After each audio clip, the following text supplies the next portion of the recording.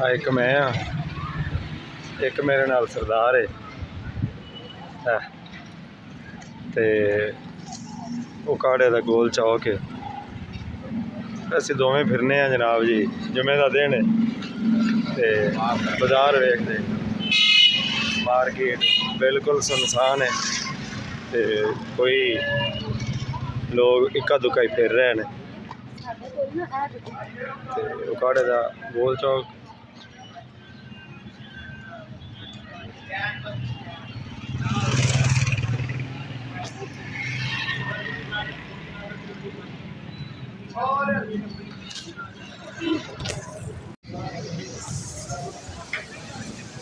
है गोल मस्जिद है उकाड़ा दी, और तारीखी मस्जिद है। सरदार साहब इन गोल मस्जिद ही क्या जाता है, गोल चौक तो नहीं क्या जाता, गोल चौक जामिया मस्जिद, गोल चौक उकाड़ा, जामिया मस्जिद उस्मानिया तारीखी है जनाब।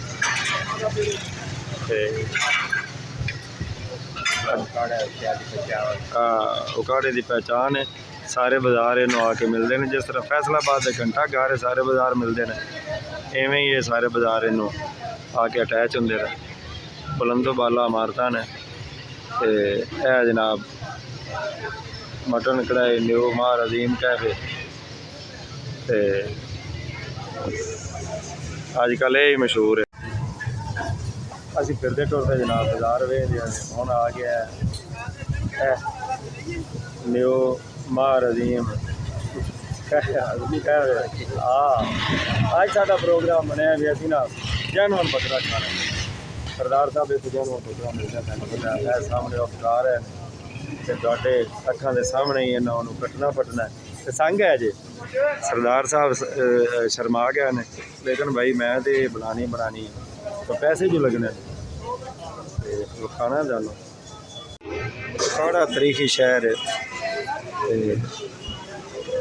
स्कूल कॉलेज गेमां खाने शाने अजकल तो यही खाने चल रहा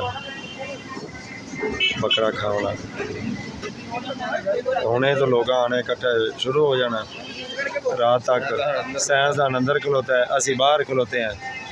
मार अजीम के अंदर जनाब मटन कढ़ाई खाते साइंसदान।